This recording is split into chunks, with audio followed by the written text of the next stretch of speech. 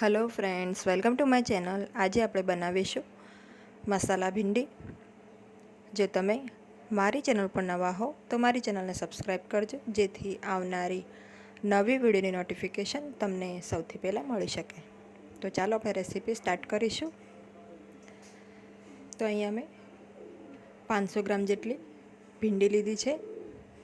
ભીંડાને આપણે સારી રીતે ધોઈને એને લૂછી લેવાની છે। અને જો ભીંડા લાંબા હોય તો એના 2 ટુકડા કરી લેવાના છે। અને દરેક ભીંડામાં આપણે એક કટ લગાડવાનું છે। તો એક લાંબી કટ લગાડવાથી જે મસાલો છે બધું અંદર સુધી સરસ જશે અને એનો સ્વાદ પણ સરસ આવશે। તો આપણે ભીંડાની સાઈઝ તમે જોઈ શકો છો, આ રીતના આપણે ટુકડા કરવાના છે। આ રીતે નાની ભીંડી હોય તો ચાલે, પણ મોટી ભીંડી હોય તો આ રીતે એના 2 ટુકડા કરી લેવાના। હવે આપણે આ ભીંડાને સ્ટર ફ્રાય કરવાના છે।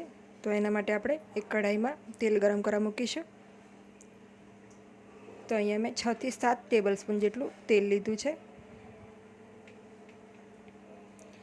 તેલ સરસ ગરમ થાય ત્યારબાદ આપણે એમાં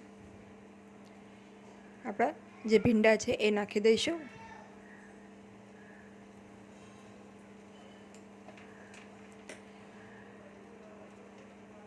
બધા ભીંડા ઉપર સરસ તેલ કોટ થઈ જાય આ રીતે આપણે મિક્સ કરી લેવાના છે।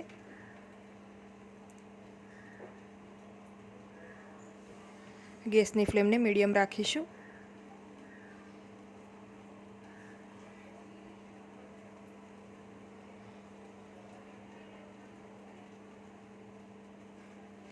તો 2 થી 3 મિનિટ આપણે ભીંડાને થવા દઈશું પહેલાં। હવે અહીંયા મેં 1 ચમચી જેટલું મીઠું અને અડધી ચમચી હળદર પાવડર લીધું છે। હવે આ આપણે ભીંડામાં એડ કરી દઈશું।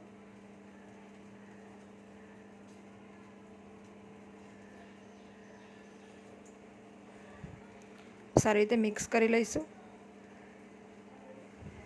આ રીતે કરવાથી આપણા ભીંડા સરસ હળદર મીઠાવાળા થઈ જશે।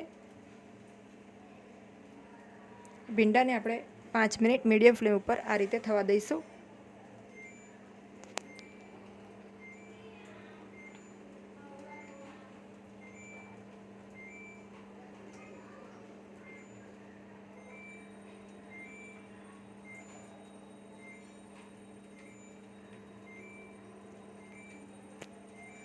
હવે 5 મિનિટ પછી આપણે ભીંડામાં 1 ટેબલ સ્પૂન જેટલો લીંબુનો રસ નાખીશું। અને રસ નાખ્યા બાદ ભીંડાને સારી રીતે મિક્સ કરી લઈશું।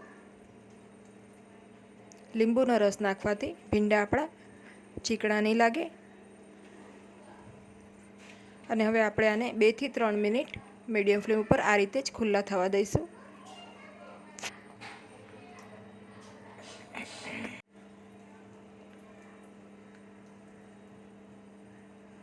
હવે આપણે આને ટોટલ 6 થી 7 મિનિટ થવા દીધા છે। તો આપણા ભીંડા સરસ ફ્રાય થઈ ગયા છે। તો હવે આપણે આ ભીંડાને એક પ્લેટમાં અલગ કાઢીને મૂકી દઈશું।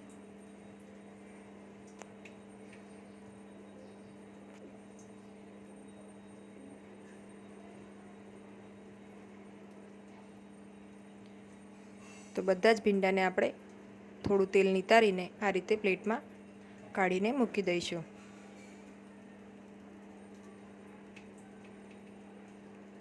હવે આપણે એ જ વધેલા તેલમાં આગળની પ્રોસેસ કરીશું।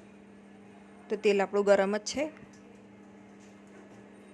હવે આપણે આમાં 1 ચમચી જેટલું જીરું નાખીશું। જીરાને બરાબર ફૂટવા દઈશું અને 5 ચમચી જેટલી એમાં હિંગ નાખીશું।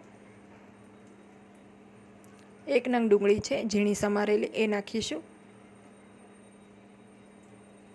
હવે ડુંગળીને આપણે 2 થી 3 મિનિટ થવા દઈશું મીડિયમ ફ્લેમ ઉપર।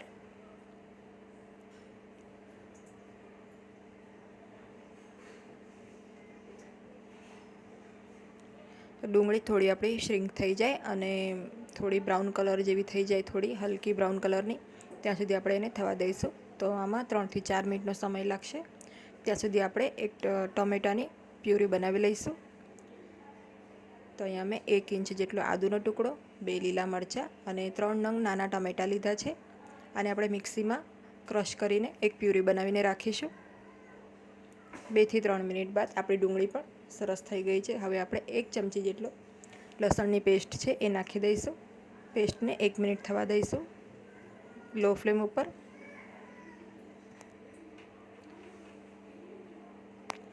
હવે આપણે આમાં જે ટામેટાની પ્યુરી આપણે બનાવી છે, મરચાં અને આદુની સાથે ક્રશ કરેલી, એ નાખી દઈશું.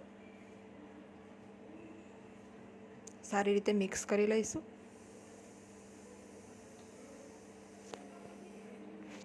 હવે અહીંયા આપણે તમે ઈચ્છો તો અહીંયા અડધી ચમચી જેટલું મીઠું નાખી શકો છો. આપણે ભીંડામાં ઓલરેડી મીઠું નાખેલું છે, તો એ રીતે એડજસ્ટ કરીને મીઠું નાખવાનું છે. આપણે ઢાંકીને આપણે ઓઇલ સેપરેટ થાય ત્યાં સુધી ટામેટાને કૂક કરી લઈશું. ત્યારબાદ આપણે આમાં 2 ટેબલસ્પૂન જેટલો ચણાનો લોટ, 2 ચમચી જેટલો ધાણા જીરુંનો પાવડર, 1 ચમચી ગરમ મસાલો, 1.5 ચમચી જેટલું લાલ મરચું પાવડર છે, 1 ચમચી કાશ્મીરી લાલ મરચું પાવડર છે, જેનાથી શાકનો કલર સારો આવશે. સાથે આપણે 1/2 ટીસ્પૂન જેટલી હળદર પાવડર છે એ નાખીશું. મિક્સ કરી લઈશું આને. મસાલાને આપણે 1 મિનિટ તેલમાં થવા દઈશું.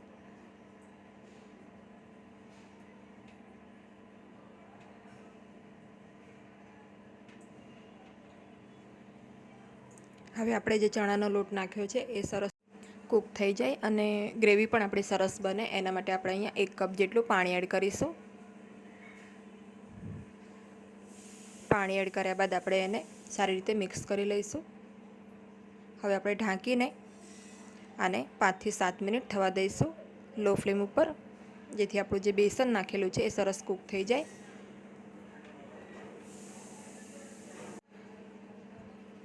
તો હવે આપણે આ રીતે ઢાંકીને એને કૂક કરવાનું છે. હવે તમે જોઈ શકો છો ઓઇલ સરસ સેપરેટ થઈ ગયું છે. એક વખત મિક્સ કરી લઈશું આપણે. તો આ રીતે પાણી નાખીને કૂક કરવાથી આપણું જે બેસન છે એ પણ સરસ કૂક થઈ જાય છે અને ગ્રેવી પણ આપણી સરસ બને છે.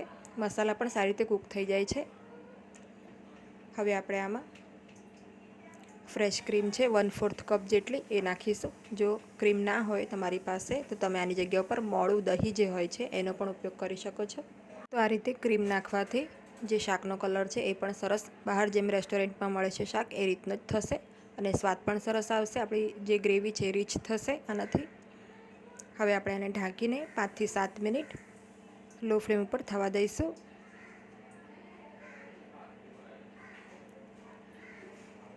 તો જો તમે 500 ગ્રામની જગ્યા ઉપર 250 ગ્રામ ભીંડા બનાવતા હોવ તો તમારે બધી જ સામગ્રી અડધી કરી લેવાની.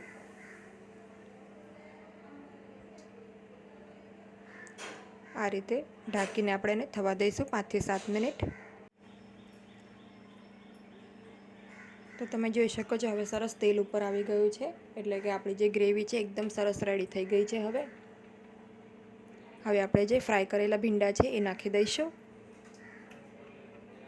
ભીંડાને સારી રીતે મિક્સ કરી લઈશું. ભીંડાને સારી રીતે મિક્સ કર્યા બાદ આપણે એને ઢાંકીને 5 થી 7 મિનિટ આને પણ થવા દઈશું, જેથી ભીંડામાં બધી જ ગ્રેવીની ફ્લેવર આવી જાય. હળવા હાથે આપણે મિક્સ કરીશું.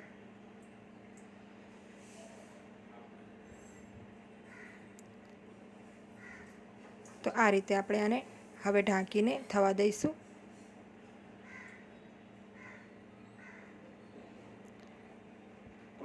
હવે ખોલી લઈશું. તો 7 થી 8 મિનિટ પછી મેં આ રીતે ખોલી લીધું છે. તમે જોઈ શકો છો સરસ આપણું જે શાક છે એ રેડી છે. ભીંડી મસાલા આપણા રેડી છે. તો જો તમને ગ્રેવી વધારે પડતી આમાં લાગે તો અત્યારે 2 થી 3 મિનિટ એને તમે ખુલ્લી થવા દેશો તો એની કન્સિસ્ટન્સી સેટ થઈ જશે. તો રેડી છે આપણી મસાલા ભીંડી, જેને તમે રોટલી, ભાખરી કે પરાઠા સાથે સર્વ કરી શકો છો. તો જો તમને આજની મારી આ રેસીપી ગમી હોય તો વિડીયોને લાઇક અને શેર કરજો અને મારી ચેનલને સબસ્ક્રાઈબ કરજો. Thanks for watching.